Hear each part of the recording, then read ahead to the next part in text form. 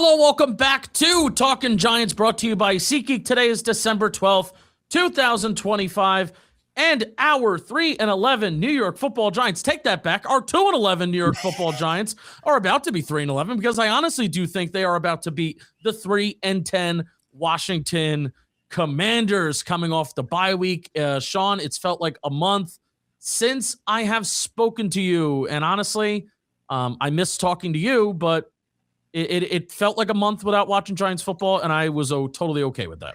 Totally, Justin. I did miss you, and I noticed this yesterday. So we're recording this whenever we're recording this. I've lost days this week, but whatever yesterday was in my real life, I went for a nice 3-mile run with my dogs, and I was listening to music, and I usually go through like my walks and runs, listen to a lot of football and Giant content, and I felt like invigorated. I felt great, and I realized it was the best I had felt all football season mentally.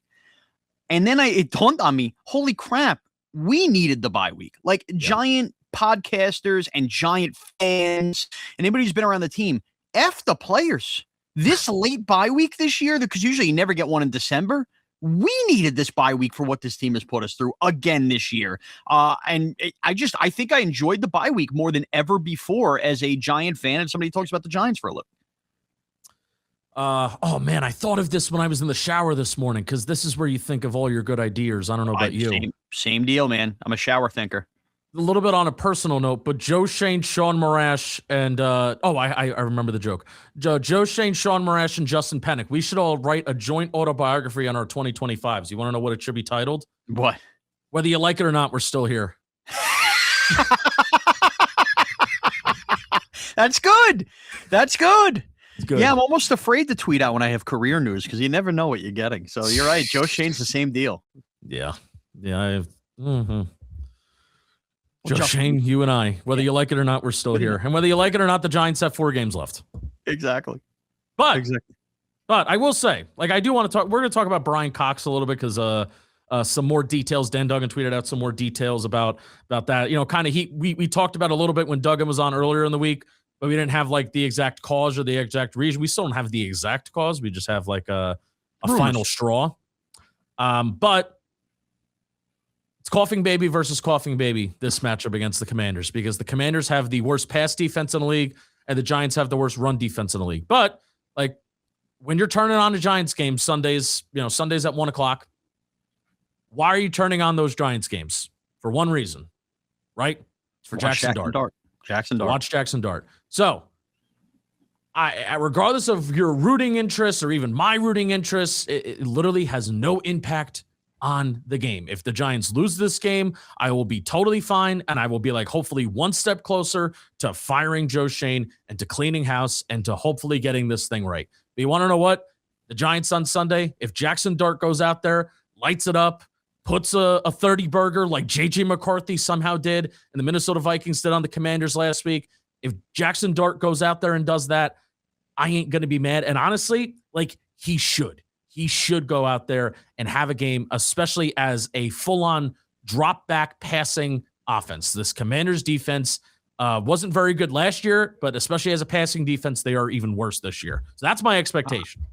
I want to hug you for that take. I love that Justin Pennick take. This podcast is about previewing the Commander game, and we're going to get into all that like you just said with Dart, but just like a quick aside, the way you just laid that out was a revelation I finally had to have, I guess, at the end of last year, and it continued over to this year, which is we have been in this boat before at the end of football seasons where you want the Giants to lose games and get to the top of the draft. How many times? And the word tank gets thrown out there, even though we know the players don't tank, and I think people get lost sight of that. No matter what you root for on Sunday, you have zero outcome or input on what happens on the field from your couch. And I don't understand why this just didn't click with me forever, because I've rooted for Giant losses, and God knows I did versus the Colts last year. And after they won the game, I realized I sat there miserably rooting against a win, and then they won the game, and I never got to enjoy a Giants win. If I sat there and rooted for the win and they won, well, then I enjoy the game. but in the end, I didn't control anything that happened. So why the hell am I rooting for a loss on Sunday? If they lose, I just won't be upset after the game. So that's where I'm at. And in the end, you're right. This is a little different. Now, some might argue it's more important for the Giants to lose since they already do have the quarterback and they can make a trade. And yada. I understand all the arguments. And I agree with that entirely. I agree. But that's why you don't get disappointed after these losses now. But if they win a game with Jaxson Dart and he looks well or looks good, I'm sorry. Anybody who was on that Giant team in 2004 will tell you when Eli Manning beat the Cowboys in that last game of the year, there was like a light bulb moment that went off for everybody to breathe into that offseason. Now, again, this is different, right? There's going to be a new coach that comes in. Who knows what the players? I understand it's not apples to apples. But if Jaxson Dart wins a game or 2 or 3 down the stretch and screws up draft position, it's different than winning a game with Drew Lock or Tommy DeVito in December. It just is, because Jaxson Dart does have stuff to build on here down the line and getting us into 2026. Yeah, and on a real note too, like, I do not want Jaxson Dart's confidence and the way that he views himself, or the way that he views his abilities and the confidence that he plays with, the swagger that he plays with. Like, I know those were buzzwords over the summer. But everything that we kind of hoped, like everything that we hoped that could be manifested in confidence and like attitude, like it showed up in performance as well. And I don't want him to lose that, whether it's because I'm being super ultra conservative with running the ball, which we have, had that, beat that argument with the hammer over the head with that. But even just from a winning and losing standpoint of, you don't want to get in that disease we talked about. Yeah, man. Yes. Dexter Lawrence has that disease now, man. And Darius Slayton is infected with losing. Like, there are just guys on this roster that are unfortunately infected with losing, and they're resolute to their fates, which are awful, and they find new and interesting and exciting ways to lose. And they're kind of just like, yeah, man, because that's what happens. That's what happens in my NFL career. And I do not want Jaxson Dart. We'd be saying the same thing about Cam Scottaboo if he were here.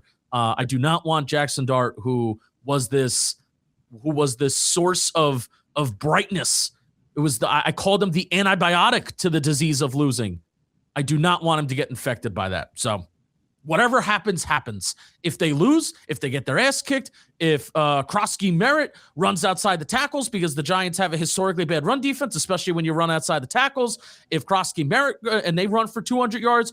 By the way, Shaun Morash, the Commanders had 220 yards. That was their highest rushing total in a single game so far this year. When did they do that against? Who did they do that against? I was in the building week 1. Yeah, that was week 1 against the Giants, because, of course, naturally, if they go and they do that and we lose, we got our ass kicked. All right. Again, one game closer to Joe Schoen getting fired, and you can't even hang your hat on that the Giants just lost a good game to a good football team. Commanders are a very bad football team. They've lost, 6, 7 in a row? Meme? Yep. Played well versus Denver 2 weeks ago, but I digress. Yes. Whatever's going to happen is going to happen. You're not facing Jaden Daniels out with that elbow injury last week. Against the Vikings. You're getting 2 football teams right now. The Giants are also playing a football team that probably feels very depleted, a team full of veterans, a kind of older football team that is 3-10. Yeah. I'll give you one more of these 2 to kind of tie into that with the passing defense and Jaxson Dart, the disease of losing. Very minimal, and this is me glass half full stuff. Jaxson Dart starting with this week, or really starting with many, many weeks ago, has a chance still to accomplish a very minimal thing, but something important, because these things can kind of spiral. Justin, he can still walk away from his rookie year having beat every single one of the Giants' divisional rivals. They beat the Philadelphia Eagles.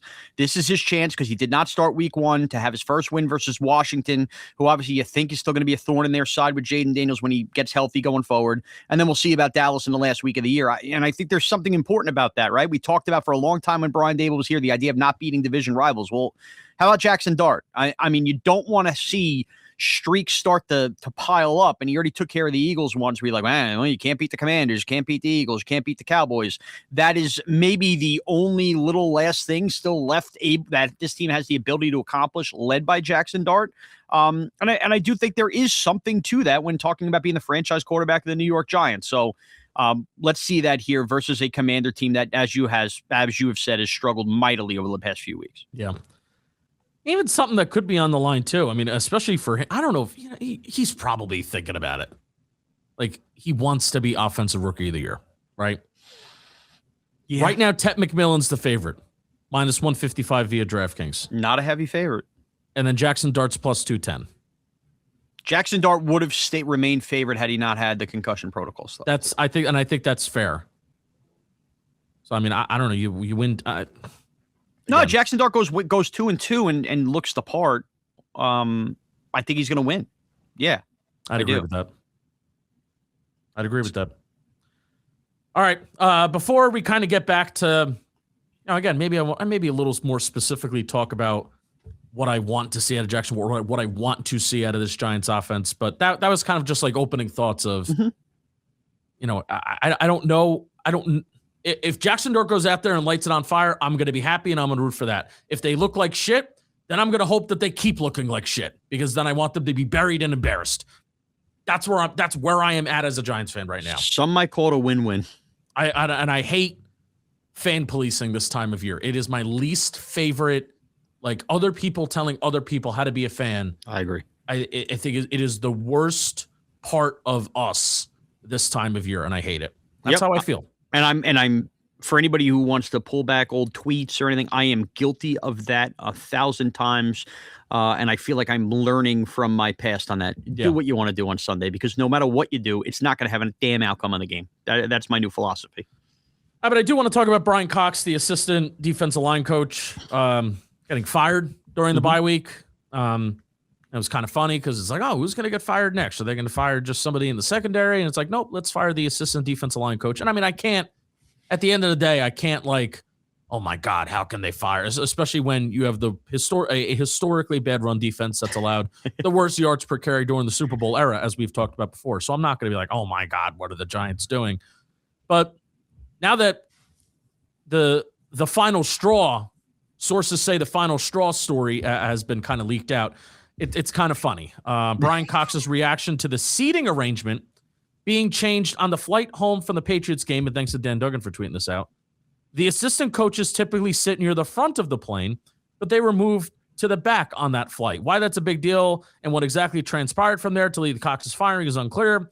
But there has obviously been a lot of unrest with some of the coaching staff this season, and Cox is very close with Brian Daboll, so sources weren't surprised that things ended. Big SAT word with Dan Duggan here. Acrimoniously. I'm not even going to attempt to say that. Acrimoniously? I think you got it. That was a guess. Yeah. Total guess. My guess is suddenly, if I'm using context clues. Yeah. All right, what do you think about this, man? All right, here's what I'll say. So just kind of like a quick little funny anecdote before I give my thoughts on this. We all in the Giant world, I was just talking about the mental stuff of the bye week. We clear the deck on that Monday night. Maybe you indulged in that first episode of Hard Knocks. You were in the bye week. Friday nights is a big breakaway night from sports for me when it can be. Even the NBA and NHL stuff. I like to just kind of like hang out with my wife. Maybe we get into a movie, a show. I'm at the Pluribus right now on Apple. It's whatever. When I looked down at my phone, I'm like, my first reaction was, wait, Bryan Cox was our assistant defensive line coach? Like, I've lost track of who all the random assistants are, these random positions. I said, oh, yeah, that's true. And then I went, Jesus Christ, do I need a Giants story right now on this Friday night? But now as this stuff has gone on, look, it sounds to me like we are just kind of getting to the end, right? We knew Shea Tierney, when he didn't get that offensive coordinator job, he was a Brian Daboll guy.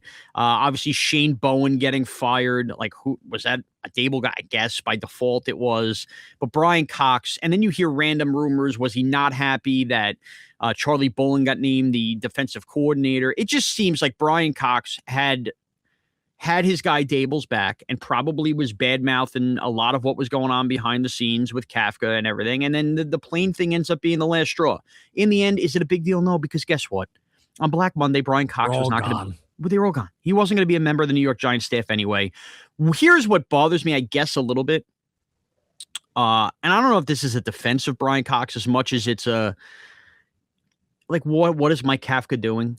I don't know the reason that he switched the seating arrangements on the plane. It is such a ridiculous thing. All right. I mean, to me, give me an aisle seat. I'm fine. I'll sit in any row of an airplane. I've never once flown first class. Don't care, whatever. Bryan Cox and the assistants getting moved to the back of plane sounds to me like Mike Kafka the same deal with like changing the meeting times where Abdul Carter kind of gets caught sleeping and all of that. It sounds like Mike Kafka has no idea what to change. So he's finding the most ridiculous things to change. And I could see being an employee under that situation going, like, just having enough. So if you're Bryan Cox and you knew you were out in a couple weeks anyway, and you see just ridiculous stuff like, now I got to sit in the back of the plane. How many people are on? Do they fit the whole operation on one plane? So it's funny. I know somebody who flies on these planes with the Giants. At least somebody that I interact with personally. And I've never thought to ask him like how full the planes are. Never once. Because here's the thing. I can understand Bryan Cox losing his shit. I mean, if there's how many people how many people go on a plane? I was just traveling to Kansas City. Those were relatively small planes. But still, I'm sitting in row, 21C and whatever, and I'm in group 5. Yeah. It's taken 10 minutes to get off the plane. Yeah, I get it. But the Giants also are not, they're not coming off the carousel into baggage claim typically on these planes. Hey, getting off of planes and grabbing your shit still takes time. I don't care where you're going. No, you're right. Either way, this whole thing is so stupid, but the point is it is very stupid. The point is, I think if I was Bryan Cox, I would be it sounds like a Larry David's thing. I would be irrationally annoyed because to me, there's probably no legitimate reason that Mike Kafka switched the seating arrangement on the airplane other than one of two things. I'm looking for things to change that were different from Brian Dable's era, or two, I'm just going to be a bleep hole. You know what I mean? And what if I don't want to see. I don't even want to see any of you. I don't even want to talk to any of you. Yeah. I'm going to go to the front of the plane. You go to the back. I don't even want to talk to you. It's ridiculous. It's ridiculous. So I guess in the end, through this exercise, I didn't think I was going to be here when we started the pod. I think I'm team Bryan Cox. I think so. And Bryan Cox, look, good riddance. Good linebacker. You like to smoke a cigar. Defense stunk. I could do without any of you. So see you later. Yeah, go to New England. Right. Have fun. They're fun. Fun fact, I was at Bryan Cox's first ever training camp practice when he signed with the Jets. At Hofstra. How do you like that?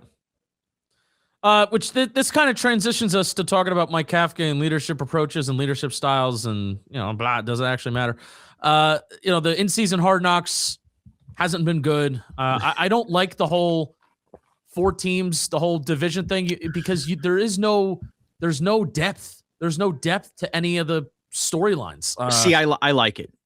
You do? Okay. Now, just a quick aside again with me. I watched every Hard Knocks.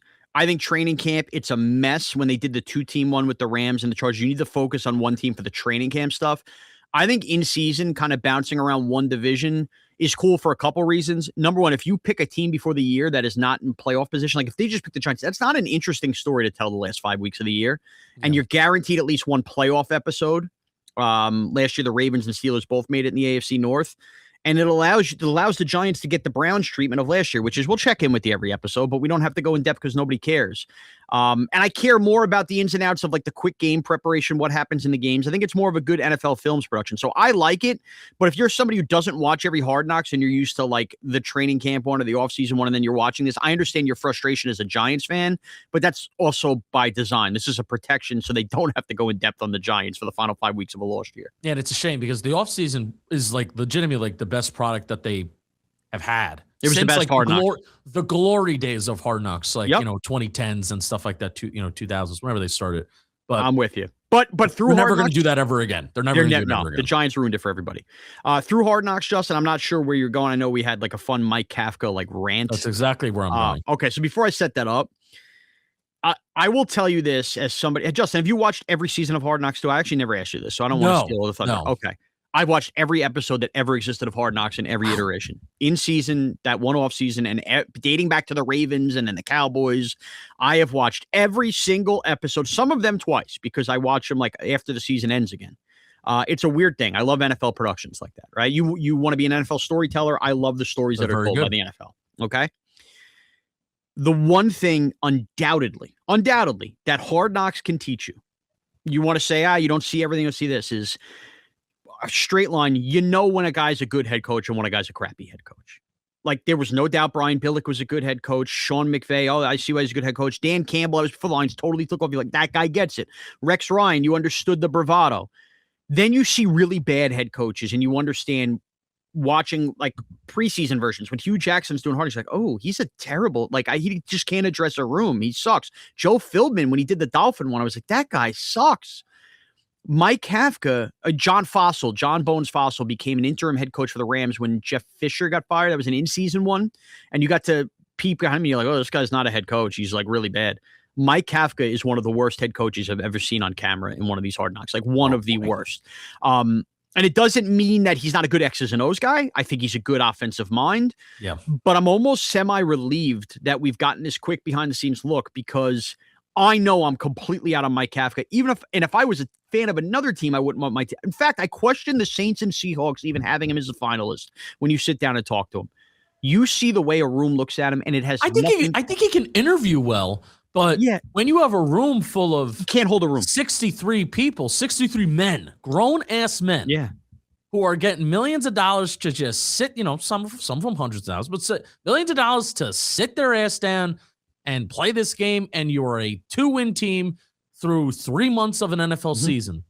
And then you got to, that minute and 10-second clip, like, and then seeing the faces, the zoned out faces that are in that meeting, it's just bad. And in a minute and 10 seconds, he dropped 7 fucks, 1 bitch, and then told JMS to break down the team. It was embarrassing, Justin. And that one got all the heat. He did address the team in episode 1, and I felt the same way. And you just like you can't hold a room of young professional athletes that way. He's not a head coach.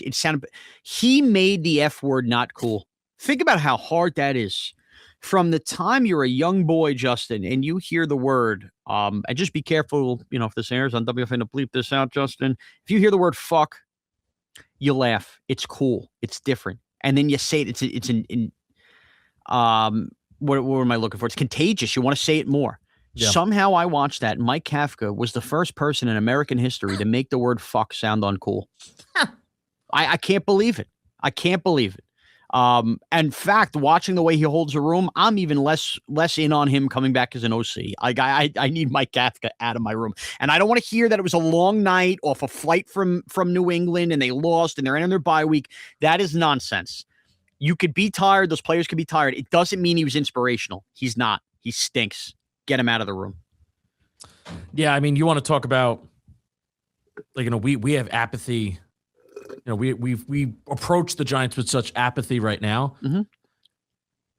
I would hate even more than just having to talk about it a couple times than being in a building that everybody knows that's just like, what the fuck, man. Yeah. And it doesn't change the fact that even Duggan was talking about it. Doesn't change the fact that they want to win. They're all competitors. They want to win. They will work to win, but in the middle of the week preparing that, Duggan brings up a good point. I think he's brought it up plenty of times before because we've had these same conversations about this football team plenty of times before. It's not necessarily about what you see on game days, but it's what you see in the middle of the week, how you're going to take care of your body, how you're going to prepare. Are you going to stay an extra hour and watch film? Or are you going to stay an extra hour to get treatment? Or are you just going to head home and say, whatever, F it. God, I would hate to just be around that all the time. And that's what these players are this time of the year for the final 2 months of every single season, all the time. That's what this is. And that sucks. That sucks. Yeah, it's depressing. It's not exactly a place you want to show up and work. So I get my summarization of that would be, as we kind of get further into this game, as much as the Giants are favorites and as much as the Commanders' pass defense stinks and as much as we want to watch Jaxson Dart win, if you are somebody that sits down on the couch on Sunday and wants the Giants to get the first overall pick, the biggest case you have going for yourself right now is, even if they're better than some of these teams down the stretch like Washington or the Raiders, Mike Kafka might be that crappy a motivator that this team is completely checked out and finds a way to lose these games. That's just saving grace. Yeah. All right, before we get back to the preview, I got to talk about Shopify because today's show is brought to you by Shopify. Shopify is the best place to start and grow a business, which is why we partnered with them here at John Boy Media. John Boy Media has relaunched our merch store on Shopify with our new /line site, and it was a dream. We brought the ideas, and Shopify brought the execution. As you're shopping our new launch, check out what Shopify can do for you. Life really is a touchdown when you have Shopify on your side. Shopify Sidekick, Shopify Magic, and the suite of AI tools are a total game changer. It's revolutionizing the way you can build and manage business. You'll have your own AI assistant guiding you on everything: directions, reports, editing images, content ideas. Shopify's got your next move covered. If you're ready to take that business idea from a draft to reality, it's time to head over to shopify.com/giants. Shopify is a perfect partner for any business roster, so make sure that they're on yours today. Now back to the show. All right, but I do want to, 24 minutes in, I do kind of quickly, again, we talked about up top that I'm expecting Jaxson Dart to perform well, and it's not just as like a total player, like even with runners. I'm talking specifically, I want to see Jaxson Dart be a really good drop back passer this game because I think he can be a good drop back passer this game. Dan Quinn's defense plays a lot of zone. You have a healthy 11 personnel that you can run out there with Hodgins, with Slayton and Wan'Dale Robinson.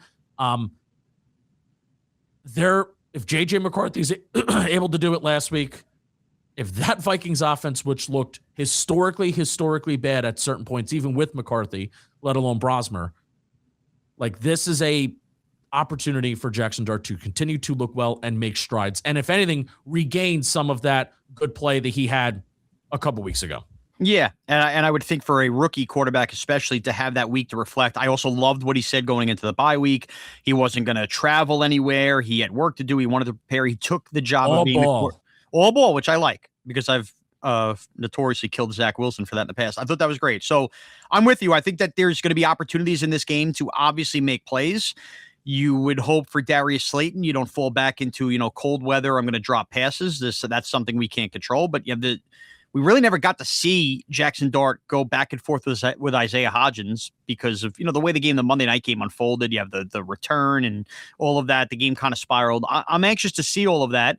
Wan'Dale Robinson continue to grow. And Hawkinson kind of ate up a little bit on Washington too. So you'd like to see the tight ends and Theo Johnson continue to stack, right? Yes. That's another part is we talk about the wide receivers all we want. Theo Johnson, what are we on? Like a 3-game streak without a true drop pass? And, if that can kind of continue to build, I think it's a final big 4 weeks for Theo Johnson and Jaxson Dart. He arguably had one in New England that was really bad for a touchdown. It was a tough play.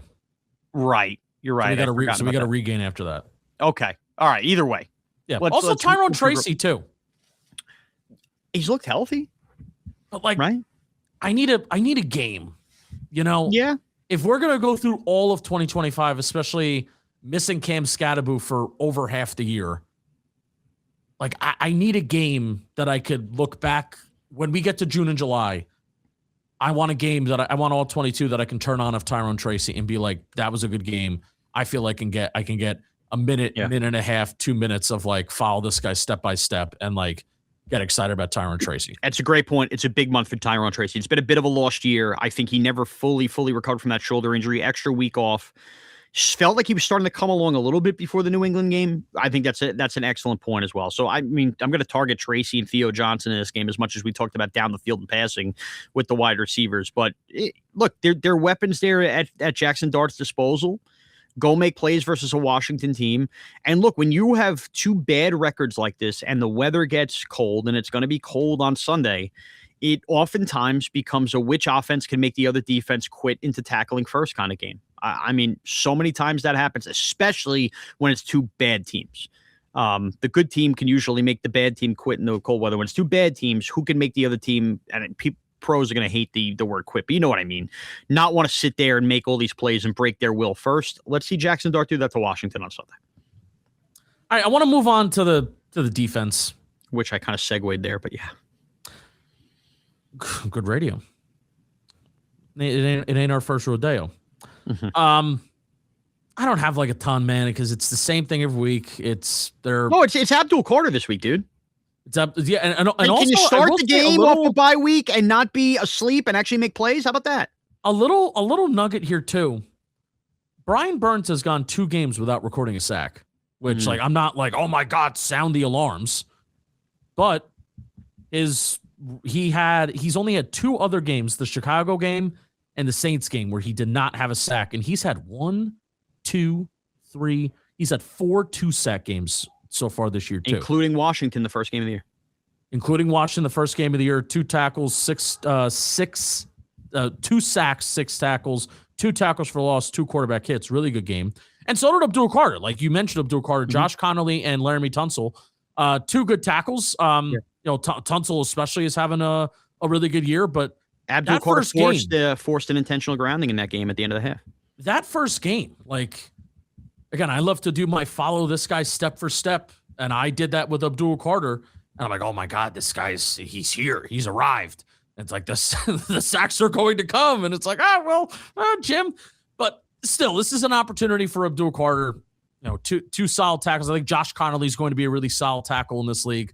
If you're going up against Laramie Tunsil, that's going to be a really good test. But really, both of those guys, you know, even Brian Burns gets, I think, an extra $1.8 million, unlocks an incentive and a bonus in his contract for good play. That's going to be tacked on to the 2026 cap. Good. I don't mind paying a player more money when he's actually performing very, very well. So, I mean, really, 2 weeks ago, just 3 weeks ago, we were talking about Brian Burns, like on pace for like a 18 sack season, a tackle for loss season of like 25 plus, maybe even a QB hit season of 30 plus.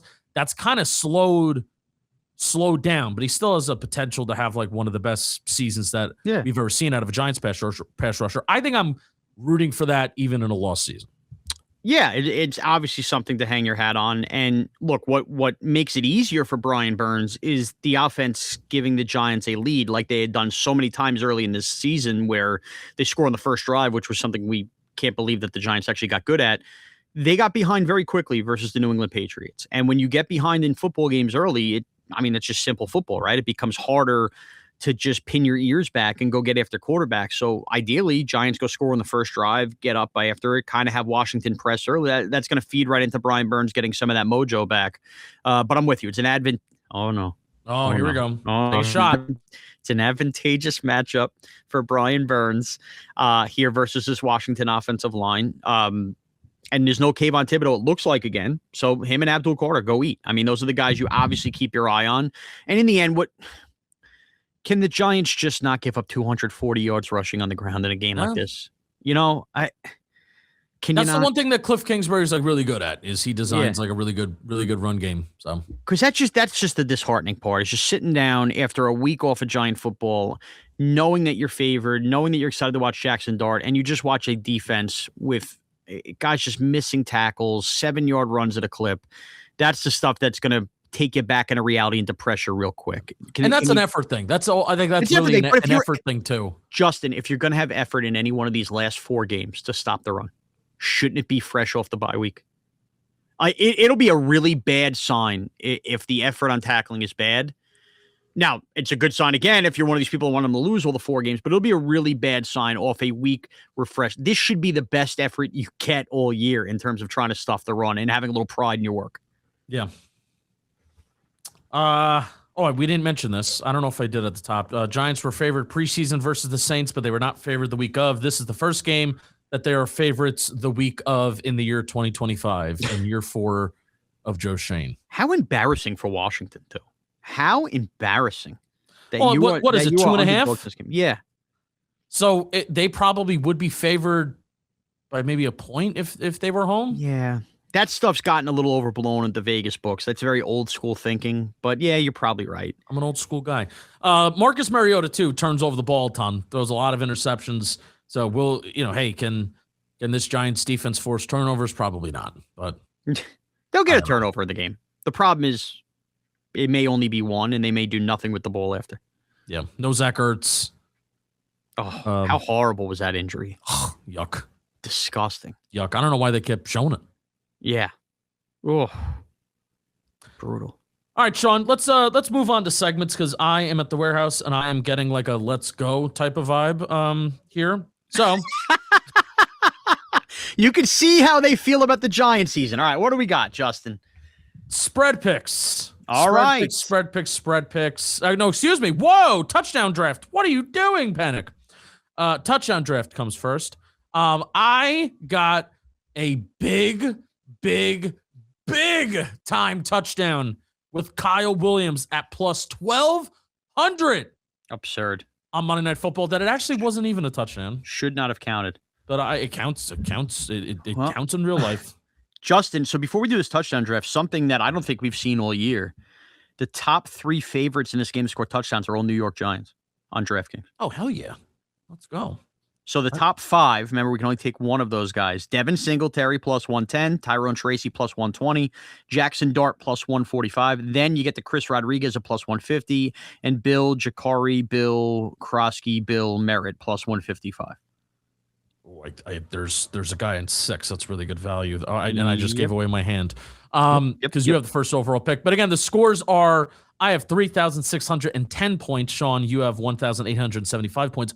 I have opened a seismic type lead against you. You have the first overall pick this week. Okay. Take the layup. Yeah, I mean, I'm going to take Terry McLaurin at plus 1. Yeah, he's really good against the Giants. Scary Terry. Bad news for him, though, is Deontay Banks probably not going to. Is he not going to play? No, he'll play. He'll actually score a touchdown, returning a kick for a touchdown. You know what? I need a smoke and a beer. Name the show. George Lopez. Wow, good callback. Ben Sinnott is just sitting right there at plus 370. Mm-hmm. And I love him. Kansas State, one of those draft crushes. You never ignore the draft crush. You know what? Wan'Dale Robinson. Plus 200. Okay. Not a great... little bit of a universal Wan'Dale hater. I kind of am at times.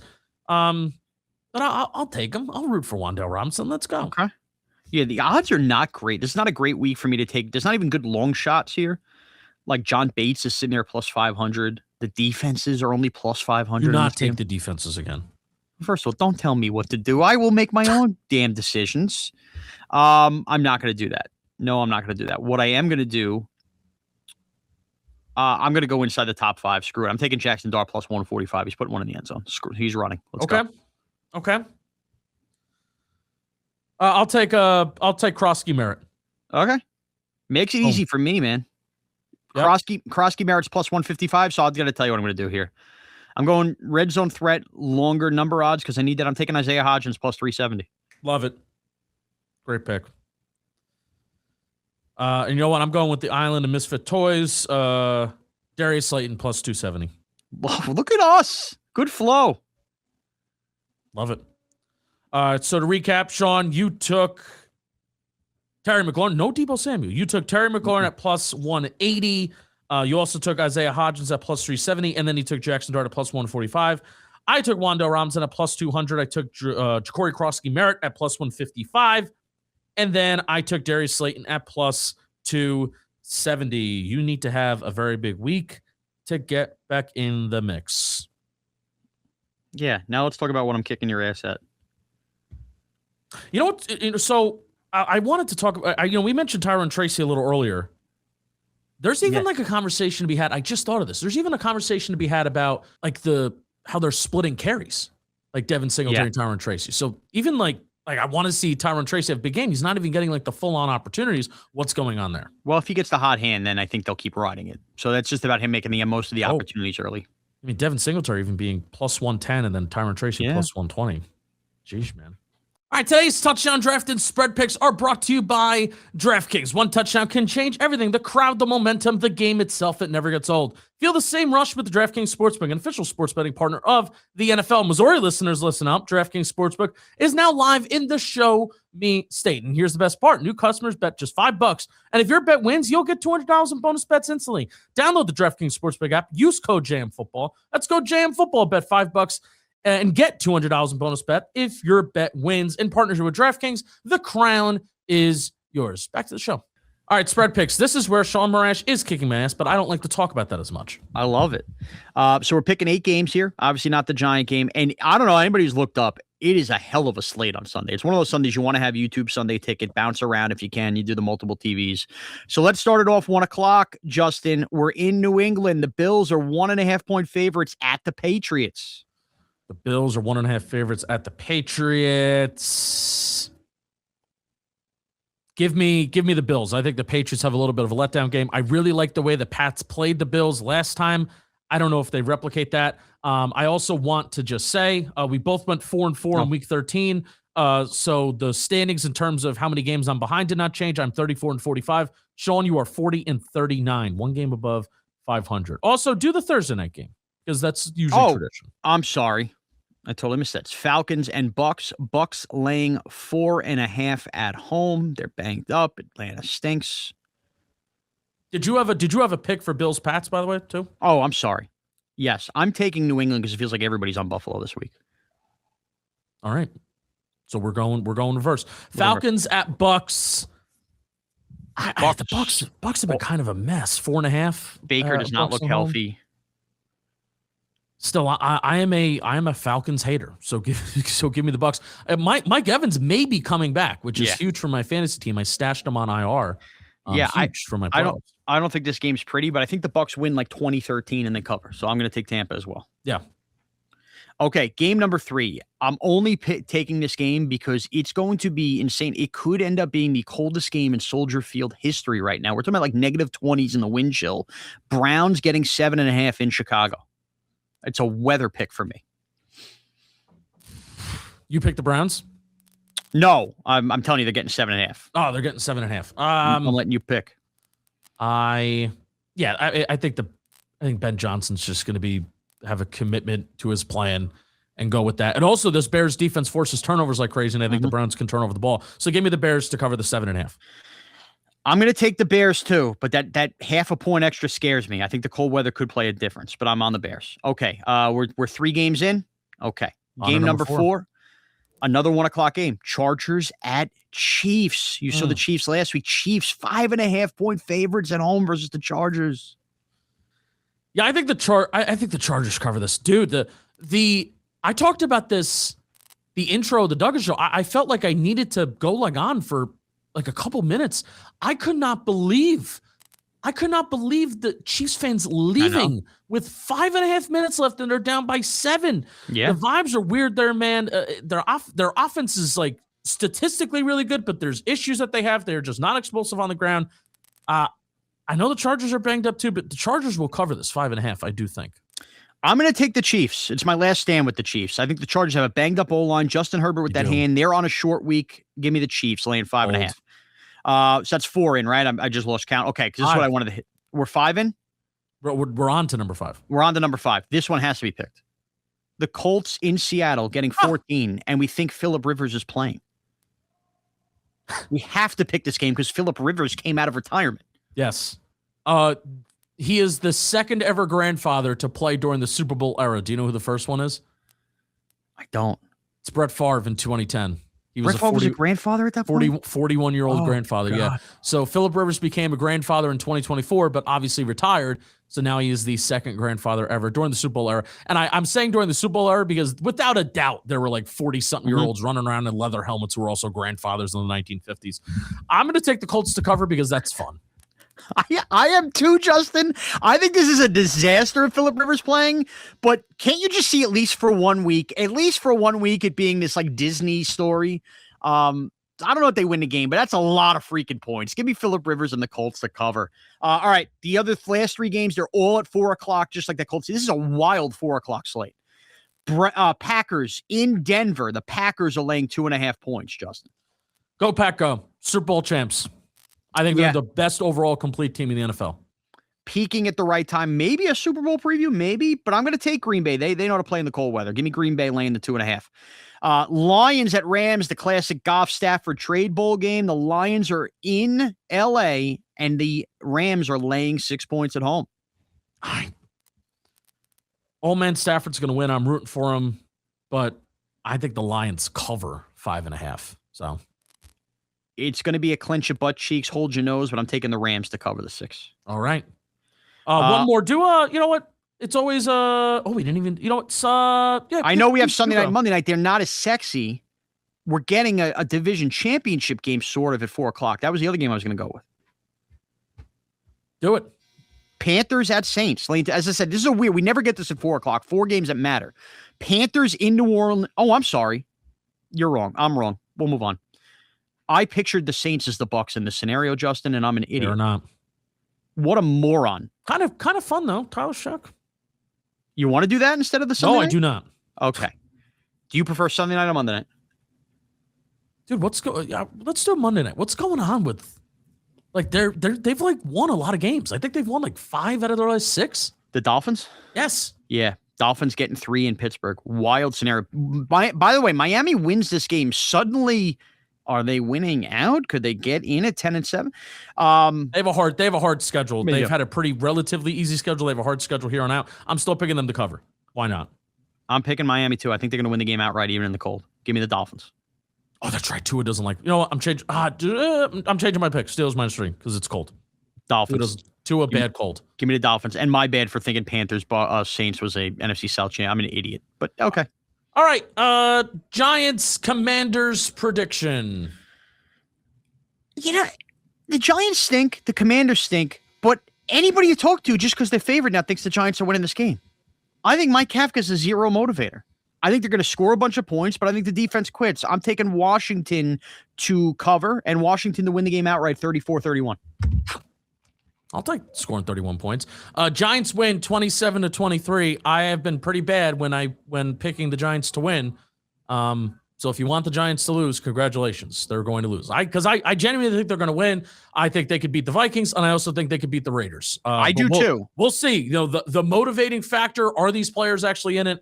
I think that a lot of those questions, especially coming off the bye, are going to be answered Sunday against a very depleted Commanders team from a health standpoint, and then also I think even themselves from an emotional standpoint. All right, so we will see you on Sunday very quickly after the game. Shaun Marash has got some things going on, so we're going to go live right after the game. Let's go Giants. We will see you on Sunday. Thanks for listening. It starts today. Let's go